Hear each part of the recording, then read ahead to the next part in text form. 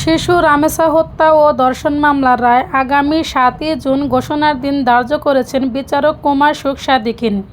এর আগে বৃহস্পতিবার রাষ্ট্রপক্ষের আইনজীবীরা নিজেদের যুক্তিতর্ক উপস্থাপন করেন। বুধবার আত্মপক্ষ সমর্থনে প্রধান আসামি সোহেল রানা অপরাধ স্বীকার করে আদালতের কাছে ক্ষমা প্রার্থনা করে। আসামির পক্ষে ছাপাই সাক্ষী না থাকায় আজ এ মামলার উভয় পক্ষের যুক্তিতর্ক উপস্থাপনের দিন ধার্য করে আদালত।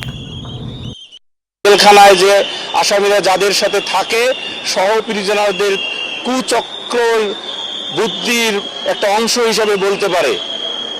আমরা বিশেষ করে এই ১ নম্বর আসামি সোহেল রানা তার 164 ম্যাজিস্ট্রেট কর্তৃক যথাযথভাবে রেকর্ডকৃত অত্র ট্রাইব্যুনালে পড়ে শোনায়।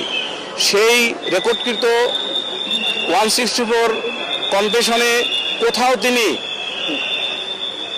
ডলার নামক শব্দটি উচ্চারণ করেননি।